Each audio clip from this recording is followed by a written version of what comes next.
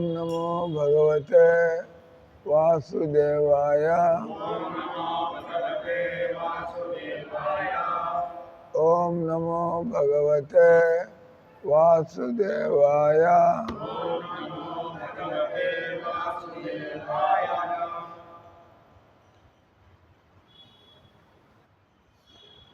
ఈరోజు 7వ అధ్యాయం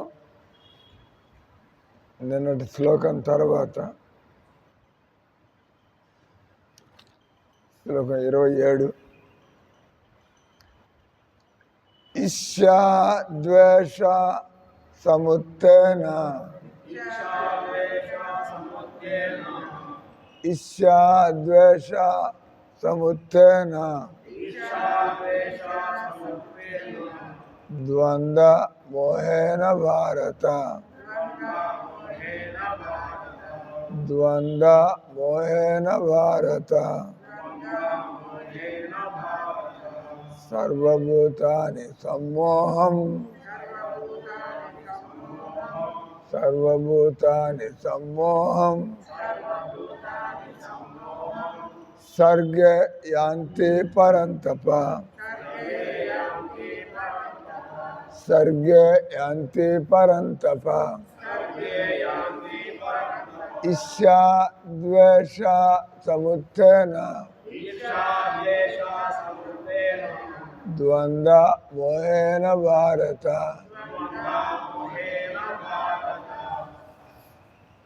సర్వభూతాని సమ్మోహం. సర్గే యాంతి పరంతప. హరిబోల్. ఆల్రెడీ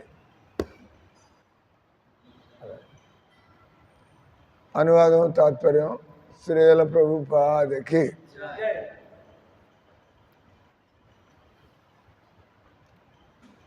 ఓ భారత, భారత అంటే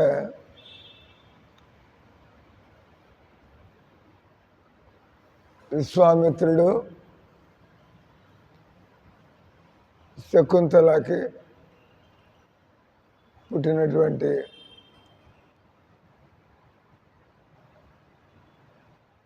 విశ్వామిత్రుడికి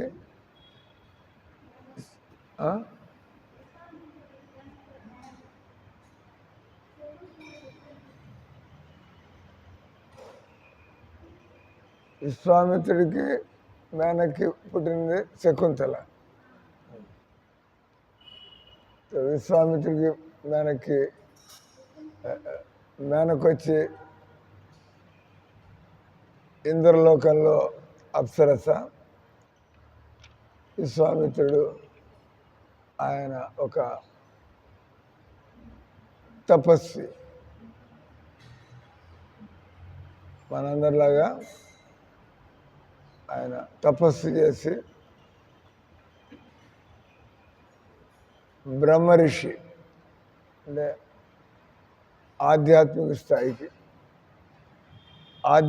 స్థాయికి వచ్చినప్పుడు మనలో అన్ని గుణాలు మళ్ళీ ఇక్కడ ఈరోజు శ్లోకంలో కూడా ఈర్ష్యా ద్వేష సముత్తేన. ఈ శరీరం ఉన్నప్పుడు కొంతమంది మనకి నచ్చుతారు, కొంతమంది మనకి నచ్చరు. కొన్ని అంటే మనకి ఇష్టం ఉంటుంది, కొన్ని మనకి ఇష్టం ఉండదు. సో మనలో ఈ రెండు కూడా ఆసక్తి, తర్వాత విరక్తి, అటాచ్మెంట్, డిటాచ్మెంట్, అఫెక్షన్, హేట్రెడ్, వీటిని ద్వంద్వాలు అంటారు. ద్వంద్వాలు అంటే రెండు పేర్లు: ప్రేమ, ద్వేషము, ఆనందము, దుఃఖము, సుఖము, దుఃఖము. ప్రతి దానిలో కూడా. దీనివల్ల మన మనస్సు ఎప్పుడు కూడా అలజడి చెందుతూ ఉంటుంది.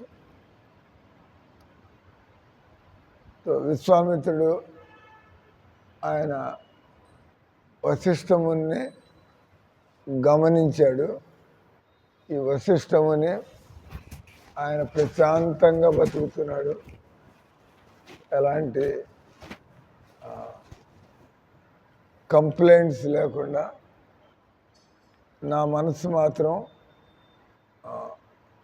ఉప్పెనలాగా, సముద్రంలో ఎగసిపడే కెరటాల్లాగా, అలా ఒక యోగి అయినటువంటి వాడికి భగవద్గీత మొత్తం యొక్క ఉపదేశం ఇదే. యోగి అయిన సమత్వం యోగ ఉచ్యతే. మనం మన యోగా దినోత్సవం రోజు కూడా మనం చెప్పుకుంటాం.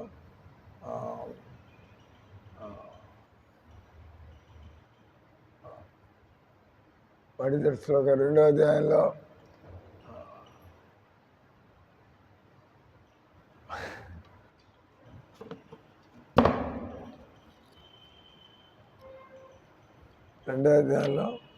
అని యోగా గురించి అంతా కూడా భగవంతుడు చెప్పండి. యోగస్థ కురు కర్మాణి సంగం త్వక్త్వా ధనంజయ. అంటే నువ్వు యోగస్థ కురు కర్మాణి, ఎప్పుడు కూడా మన కోసం కర్మలు చేసుకోవడం కాకుండా భగవంతుడి కోసం, భగవంతుడిని సంతోషపెట్టాలనే ఉద్దేశంతో యోగస్థ కురు కర్మాణి. మామూలుగా జనాలు కర్మలు చేస్తూ ఉంటారు, కానీ నువ్వు ఒక యోగిలాగా పనిచేయి. యోగస్థ కురు కర్మాణి సంగం త్వక్త్వా ధనంజయ. సంగం అంటే అటాచ్మెంట్, అసంగ అంటే డిటాచ్మెంట్. సంగం త్వక్త్వా ధనంజయ. ప్రతి పనిలో కూడా మనం అటాచ్ అయిపోయి చేస్తూ ఉంటాం, కానీ యోగి అయినటువంటి వాడు బాధ్యతగా చేస్తూ ఉంటాడు.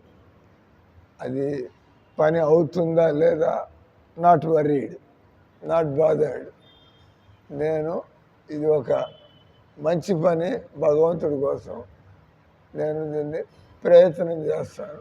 అయితే అయింది, కాకపోయినంత మాత్రాన ఇది భగవంతుడి కోసం చేస్తున్నా కాబట్టి ఆ పని కాకపోయినా కూడా మన ప్రయత్నము మనం చేసాము అనేటువంటి సాటిస్ఫాక్షన్. అంటే యోగస్థ కురు కర్మాని సంగం త్వక్త్వా ధనంజయ సిద్ధయా సిద్ధయో.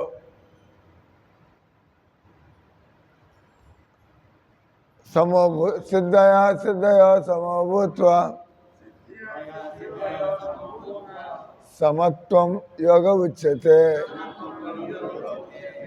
అటు యోగా అంటే అది ఒక శరీరంతో చేసేటువంటి ఈ ప్రాణాయామాలు లేదా ఆసనాలు కాదు.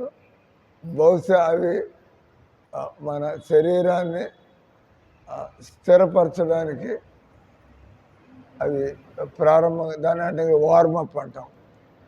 వార్మప్, ఏదైనా పని చేయడానికి ముందు మనం మెల్లగా ప్రారంభించి నిద్ర లేస్తాము, లేవగానే ఒక దెబ్బకి మనం పరిగెత్తాం, నిద్ర మెల్లిగా కూర్చుంటాం, మెల్లిగా ఇట్లా ప్రారంభిస్తాం. లేవంగానే బాడీ అప్పుడు నిద్ర అవస్థ నుంచి మనం బయటకు వచ్చాము. మళ్ళీ ఈ సంసారానికి అడ్జస్ట్ అవ్వడానికి ఒక 2-3 నిమిషాలు, అంటే మీరందరూ గమనిస్తానంటే నిద్ర లేస్తారు, కూర్చొని దేవుడికి దండం పెట్టుకుని వెళ్ళిగా తర్వాత ఇంక మీరు స్పీడప్, ఈరోజు ఏం పనులు ఉన్నాయి రకంగా, దాన్ని అంటారు వార్మింగ్ అప్ అంటారు. అలాగే ఎవరికైనా ఆటల్లో ప్రవేశం ఉంటే వార్మప్, మనం ఏదైనా 5 కిలోమీటర్లు పరిగెత్తాలన్నా లేదా క్రికెట్ ఆడాలన్నా మనం షేప్లోకి రావాల్సి ఉంటుంది కదా. ముందు కొద్దిగా బాడీని కొద్దిగా అటు ఇటు all ready to go, warm up అంటారు. అదే రకంగా ఇక్కడ మనం ఆసనాలు వేయడం, మనం ప్రాణాయామం చేయడం, ఇదంతా కూడా మనస్సు స్థాయికి చేరుకోవడానికి. మనస్సు స్థాయికి చేరుకుని ఏం చేయాలంటే సమత్వం యోగ ఉచ్యతే. ఈ సంసారంలో ఏది కూడా మనం అనుకున్నట్లు కాదు. ఏదైనా జరిగినా కూడా దాంతో మనకి తృప్తి అనేది మనకి కలగదు. దాన్ని అంటే దొరికేదాకా. ఇక్కడ ఈరోజు శ్లోకం కూడా ఇష్యా ద్వేష సముత్న. దొరికిన దాంతో మనకి తృప్తి లేదు, దొరకని దానికోసం మనం వెంపర్లాడుతూ ఉంటాం, దొరకని దానికోసం పరిగెడుతూ ఉంటాం కదా. ఏదైనా కూడా అంతే. ఉద్యోగం రానంత వరకు ఉద్యోగం వచ్చిన తర్వాత మళ్ళీ అది పోయింది, ఇంకోటి తగులుకుంటుంది. అంటే that is not the end. నిజంగా మనం యోగి కావాలా, అది తెలియదు కాబట్టి ఇదైతే ఏదైనా కూడా మనం సంతృష్టిని పొందలేము. ఎందుకంటే అది మన నిజమైనటువంటి అవస్థ కాదు. కాబట్టి సిద్ధయో సమభూత్వ. భగవంతుడు భక్తుడు అంటే ఆయనకి ఆపదలు రావని కాదు. భగవంతుడు భక్తుడు అంటే ఎప్పుడు ఆయనకి మంచి జరుగుతుందని కాదు. ఎందుకంటే మనము పూర్వజన్మ నుంచి ఈ జన్మలోకి వచ్చినాం. ఇప్పుడు మనం మంచి భక్తుల్లాగా ఉండొచ్చు. భక్తి సిద్ధాంత మహారాజు ఆయన కారణ జన్ముడు కదా. మనలాగా పుట్టి సంసారాన్ని భరించలేక భక్తి మార్గం మంచిది. సంసారం మనకి నచ్చక భక్తి మార్గంలో కోసం తెలివితేటలు వచ్చాయి. మామూలుగా పశువులు ఈ సంసారంలో అంత బాగానే ఆ పంది మురికి నీళ్ళు పండుకొని బాగుంది అనుకుంటే ఆ గాడిదలు గడ్డి మేస్తూ బాగున్నాయి అనుకుంటూ ఉంటే పడిపోతే అట్లా ఏ రోజుకి ఆ రోజు బాగానే ఉంది అనుకుంటుండే. ఎన్ని ఇబ్బందులు కలుగుతున్నా కూడా వాటి ఆలోచనలు, దాని అంటే బద్ధ జీవితం. కానీ ఎవరైతే కొద్దిగా ఆలోచన పనిలో ఆలోచించి పింగళ అనేటువంటి పేరు విన్నారా? పింగళ ఈయన అవంతి బ్రాహ్మణుడు అని భాగవతంలో అవంతి బ్రాహ్మణుడు. అవంతి అంటే కృష్ణుడు చదువుకున్నటువంటి విజయం. అవంతి అక్కడ ఒక చక్కటి బ్రాహ్మణుడు. ఆయన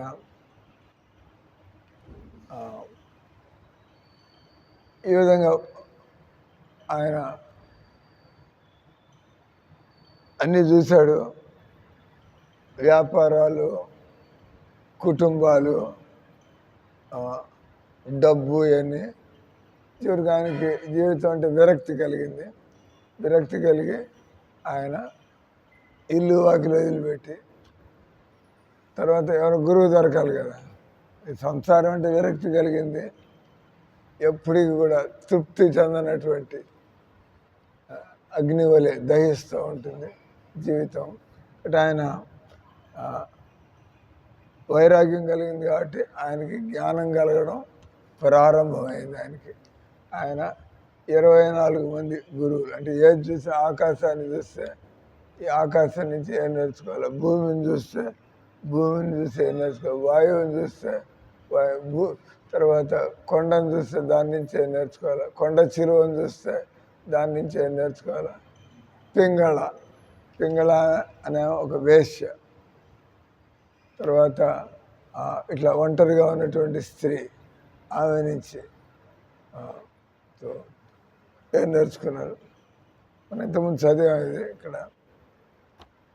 దానిలో ఒకటి వచ్చి ఈ పెళ్లి కానటువంటి ఒక అమ్మాయితో అమ్మాయిని చూడడానికి వాళ్ళు పెళ్లి సంబంధం వాళ్ళు వచ్చారు.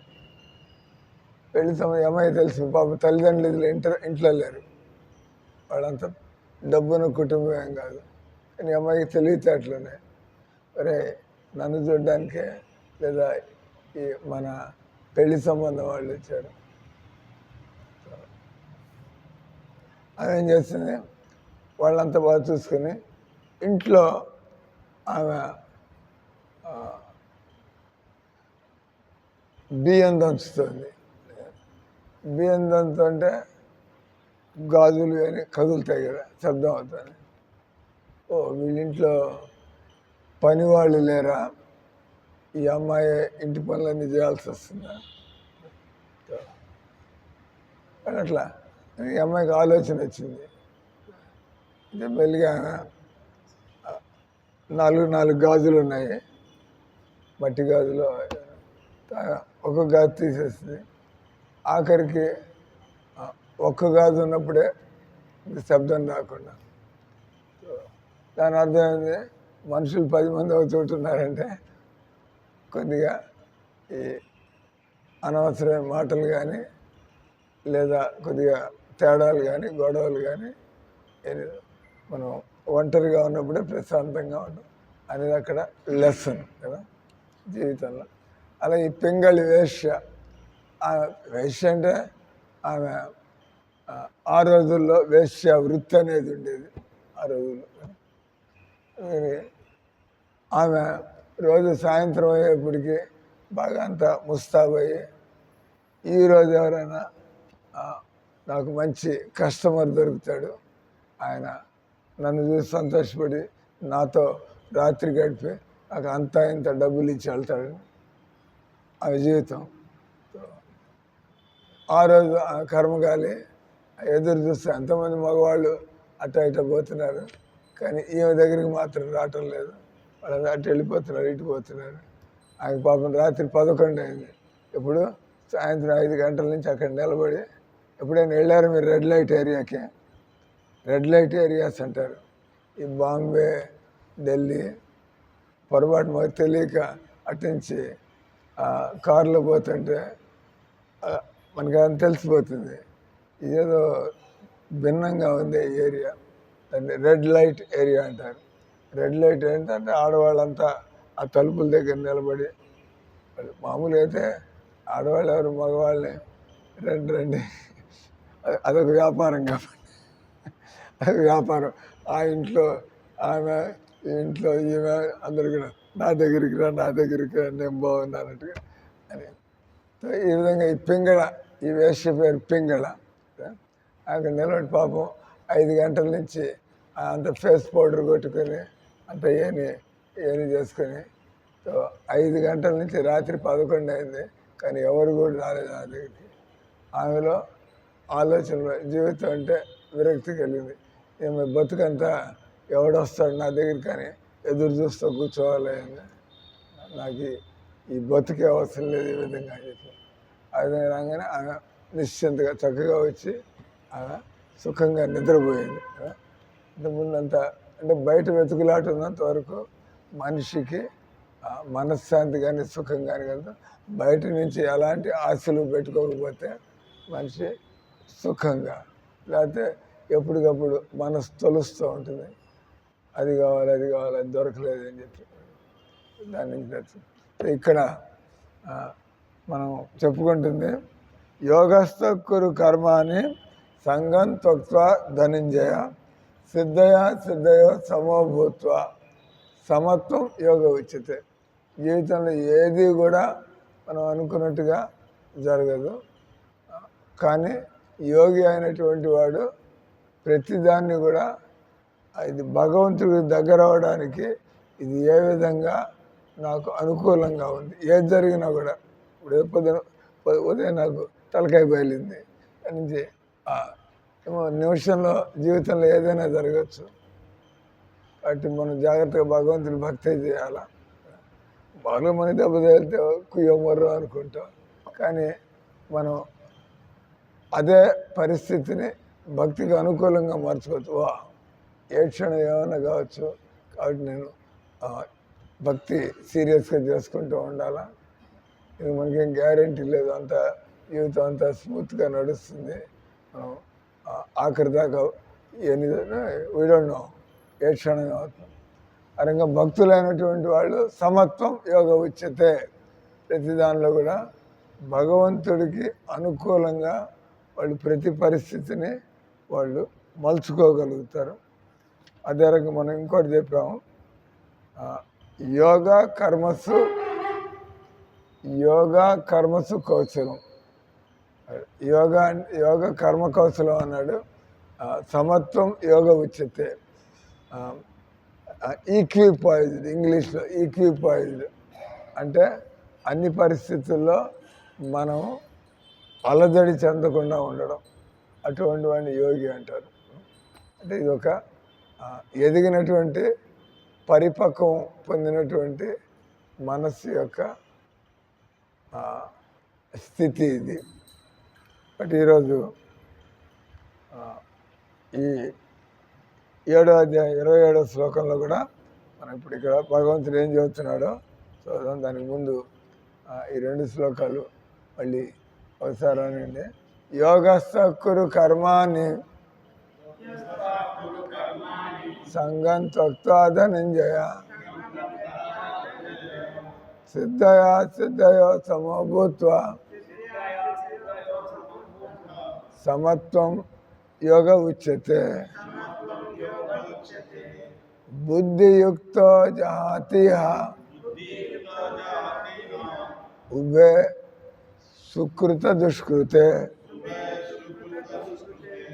తస్మాద్ యోగాయ యుజ్యస్వ యోగ కర్మషు కౌశలం. భగవంతుడు తెలివితేటలు అంటే ఏందో చెబుతున్నాడు. మనం తెలివితేటలు అంటే ఓ ఈయన CA కంప్లీట్ చేయగలిగాడు, ఈయన ఇది తెచ్చుకోగలిగాడు. కానీ నిజమైనటువంటి తెలివితేటలు అంటే బుద్ధియుక్తో, ఎవడైతే తెలివి గలవాడో, బుద్ధి కలిగి ఉన్నవాడు, యుక్త బుద్ధియుక్తో జహాతిహ ఉభే సుకృత దుష్కృతే. మనకి సుకృత అంటే మనకి అనుకూలం కావడం, దుష్కృత అంటే మనం అనుకోని విధంగా పరిస్థితులు రావడం. బుద్ధియుక్త జహాతి ఉభే సుకృత దుష్కృతే తస్మాద్ యోగాయ యుజ్వస్వ యోగ కర్మసు కౌశలం. ఎవరైతే ఫలితాలు ఎలా ఉన్నా కూడా వాళ్ళు వాళ్ళ యొక్క బాధ్యతల మీద, వాళ్ళ పనుల మీద, అంటే మన ఎఫిషియన్సీ వస్తుంది. మనం ఫలితం ఎక్కువ ఉందంటే మనకి పొగరు రావచ్చు, ఫలితం లేకపోతే మనకి డిప్రెషన్ రావచ్చు. కానీ అంటే అప్పుడు మీ పెర్ఫార్మెన్స్ కూడా పోతుంది కదా. ఇప్పుడు మీకు బీకాన్లో మీరు బాగా వచ్చింది, రిలాక్స్ అవ్వచ్చు. మీరు యోగి అయినట్లు ఆ బీకామ్ అయిపోయింది, నెక్స్ట్ ఎంకామ్, ఇలా నెక్స్ట్ అంటే ఎందుకంటే తర్వాత అది కూడా చేయాలి. కానీ బీకామ్ అయిపోయిందని సంకలు కొట్టుకుంటాం అంటే టైం పాడవుతుంది ఎంకామ్కి. కాబట్టి యోగి అయిన వాడు కర్మషు కౌశలం, ఎలా నేను చేసే పనిలో ప్రావీణ్యాన్ని సాధించాల, దాన్ని యోగా అంటారు. అంటే జీవితంలో గొప్ప గొప్ప వాళ్ళందరూ కూడా ఓటమిని అంగీకరించలేదు. ఓటమి వచ్చినా కూడా 1 సారి 2 సార్లు 3 సార్లు ఆయన కూడా నేను నా పని చేస్తూ ఉండాలి, పట్టుదల, దాన్ని ఏమంటారు యోగి. ఈరోజు శ్లోకం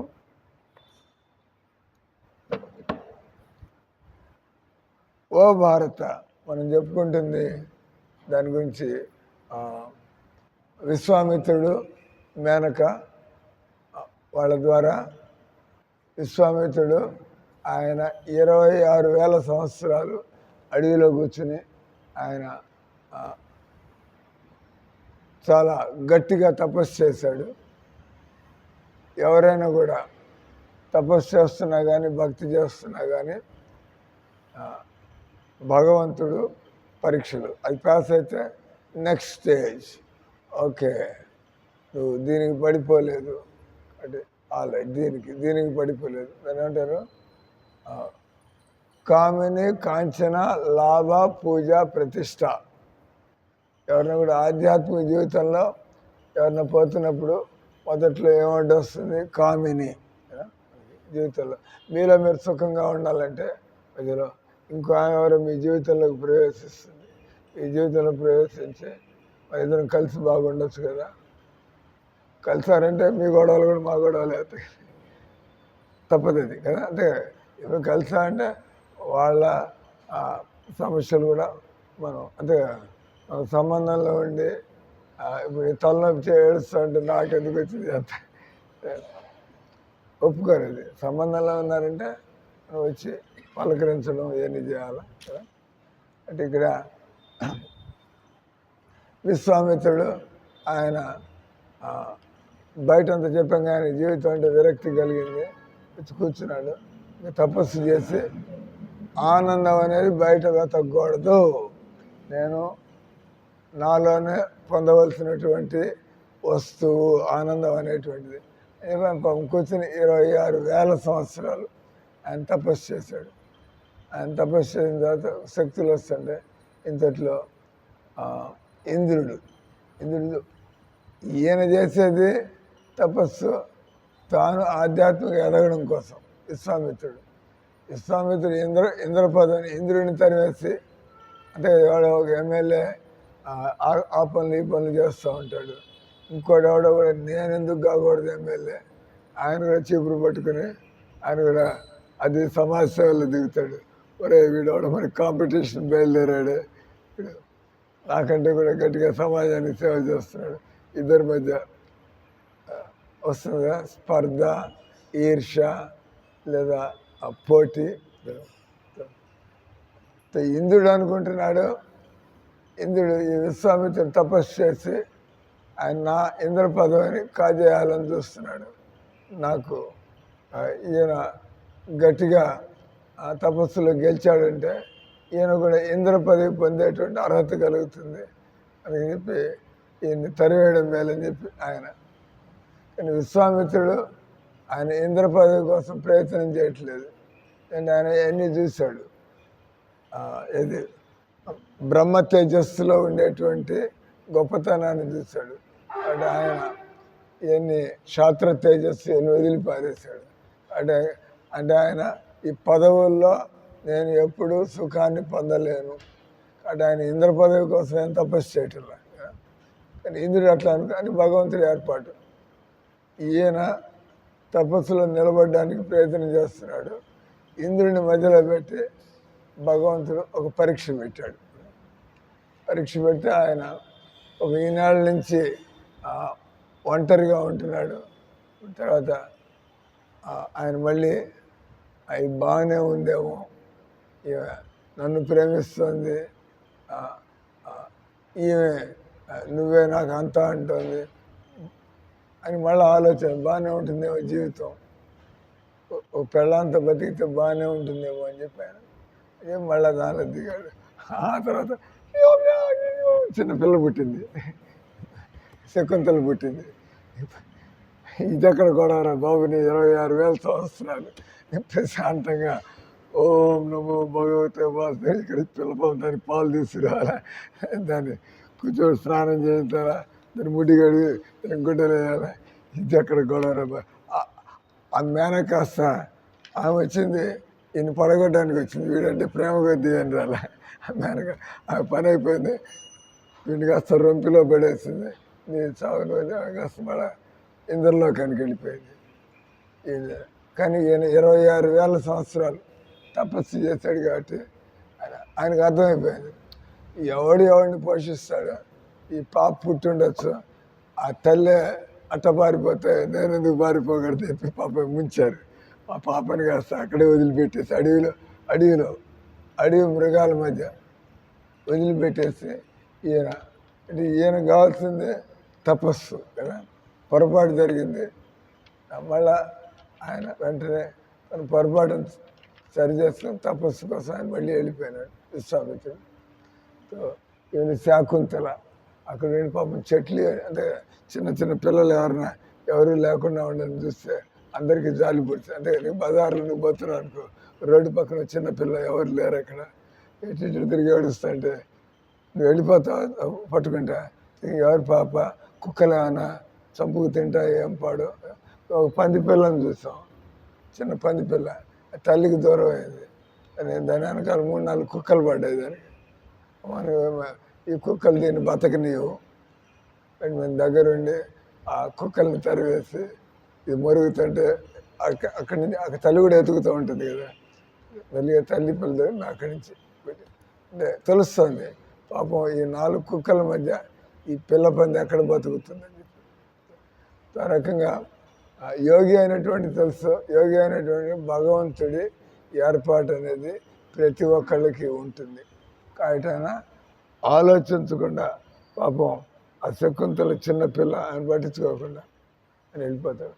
ఆ తర్వాత ఆ పేరు శకుంతల ఎందుకంటే అక్కడ ఉండే వృక్షాలన్నీ కూడా ఆ పొదల్లో ఈ పిల్లని కాపాడుతూ ఆయనకి ఇవన్నీ ఏర్పాటు చేస్తాం. ఆ తర్వాత కణ్వ మహర్షి ఆ పాపను దత్తత తీసుకుంటాడు వయసు వచ్చినప్పుడు. మనం ఈ విషయం అంతా ఎందుకు చదువుతున్నాం, భారత్ అనే పేరు ఎలా వచ్చింది కదా ఇక్కడ ఈరోజు శ్లోకంలో, ఇష్యాదేశ సముస్తేన ద్వంద్వమోహేన భారత. ఏంటి, ఎందుకు శకుంతల యొక్క పిల్లవాడిని భరత్ అన్నారు కదా. భరత్ అంటే చాలా గొప్ప, అన్ని విధాల ఏ వ్యక్తులు అయితే మహాపురుషుడి యొక్క లక్షణాలు ఉంటాయో వాళ్ళని భరత్ అంటారు. పాండవులు కూడా, పాండవుడు అర్జునుడు భరత్. ఏంటి ఆయన గొప్పతనం అంటే, ఈయన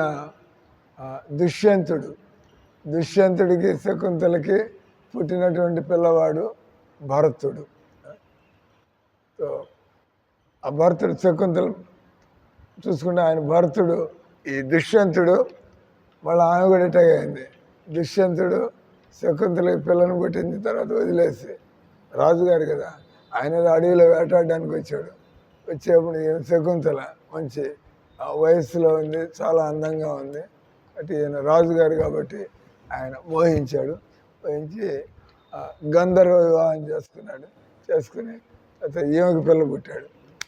శకుంతల పుట్టినట్టుగానే శకుంతలకు మళ్ళీ పిల్లాడు పుట్టాడు. అతనే శకుంతల దుష్యంతులకు పుట్టినటువంటి పిల్లవాడి పేరు భరతుడు. కాబట్టి అటు దుష్యంతుడు చాలా గొప్ప రాజు, ఇటు శకుంతల కూడా గొప్ప స్త్రీ. వాళ్ళిద్దరికి పుట్టినవాడు భరతుడు. ఆ భరతుడికి ఎంత పవర్ అంటే, పిల్లవాడిగా ఉన్నప్పుడే 4-5 ఏళ్ళు పిల్లవాడు ఉన్నప్పుడే ఆయనకు అడవిలో పులులు సింహాలంటే భయంలా. అది ఏమైనా సింహాలు ఇవన్నీ వస్తే దాని నోట్లో వేలు పెట్టేసి భయం లేకుండా దాన్ని పట్టుకుని, అదేమన్నా ఈయన భయపడడానికి అట్లా అంటే ఈయన దాన్ని నోరు గట్టిగా పట్టుకుని, ఆ బలం ఎక్కడిది 4-5 ఏళ్ళ పిల్లాడికి. ఎందుకంటే ఆయన కారణ జన్ముడు ఆయన భరతుడు. ఆ టైంలో దుష్యంతుడు పోతున్నాడు అక్కడి నుంచి, ఆయన రాజుగారు. ఆయనకి తెలీదు. ఈ పిల్ల చూసి ఆశ్చర్యపోయాడు. అరే క్షత్రియులకు ఉండాల్సినటువంటి అద్భుతమైన లక్షణాలు క్షత్రియుల్లో ఉంటే ఆ లక్షణాలు ఏం భయపడ్డు. అసలు నేను గెలవాలా లేదా చావాలా, డూ ఆర్ డై. ఒక క్షత్రియుడి యొక్క లక్షణం పిరికితనం అనేది ఉండదు. నేను నా కార్యాన్ని సాధించాలా, లేకపోతే నేను కార్యసాధనలో జీవితాన్ని బలిదానం చేయాల. క్షత్రియుడి యొక్క లక్షణం. దుష్యంతుడు అలాంటి క్షత్రియుడు. ఈయన పిల్లాన్ని చూశాడు, మరే ఇట్లాంటి పిల్లలు ఎట్లా పుడతారండి. రేపు ఆయనకు ఆశ్చర్యంగా అండి, అంత 5 ఏళ్ల పిల్లాడు సింహంతో ఆడుకుంటుంటే, ఇది ఎక్కడ పిల్లాడు, అడవిలో ఋషులకి ముళ్ళకి ఇట్లాంటి పిల్లలు పుట్టరే, ఇంకా క్షత్రియుడికి ఇట్లాంటి సంతానం కలిగేది. చెప్పి ఆయనకి ఆ పిల్లవాడిని చూసి ముద్దేసింది. దిగొచ్చాడు. దిగొచ్చి, ఎందుకంటే ఆశ్చర్యంగా ఉంది ఆయనకి ఈ పిల్లవాడిని చూసి, ఇంత బలం ఎక్కడి నుంచి అంటే, నువ్వు ఋషి సంతానంగా అనిపించటం లేదే, ఎవరు నీ తల్లిదండ్రులు అంటాడు. అంటే నేను దుష్యంతుడి యొక్క కొడుకుని అంటాడు. నా కొడుకు దుష్యంతుడేనే తెలియకుండా, ఆయనకి తెలియదు ఈయన తండ్రి అని, తండ్రికి తెలియదు నా కొడుకని అంటాడు.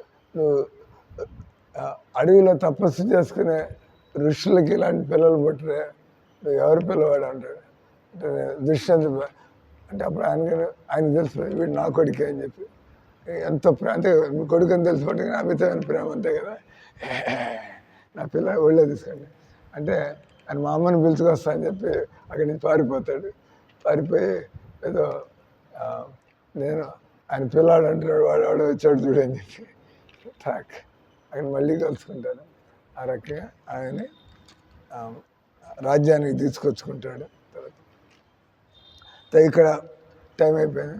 ఓ భరత పరంతప కోరిక మరియు ద్వేషం, దొరికిన దాని ఏడు మోహం ఎత్తడాన్ని ద్వేషం అంటారు. దొరకంగానే తర్వాత మనకి దాని మీద ఇష్టం పోతుంది. భగవంతుడి ఏర్పాటు ఇది.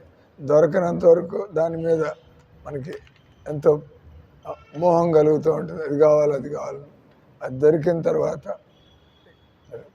ఈ ద్వంద్వాలతో ఎవరైతే అది ఇది అది ఇది అది బతుకంత కానీ ఎప్పుడు కూడా ఆత్మజ్ఞానం లేకుండానే మోహితులైన జీవులందరూ కూడా మోహమునందే జన్మించుచున్నారు.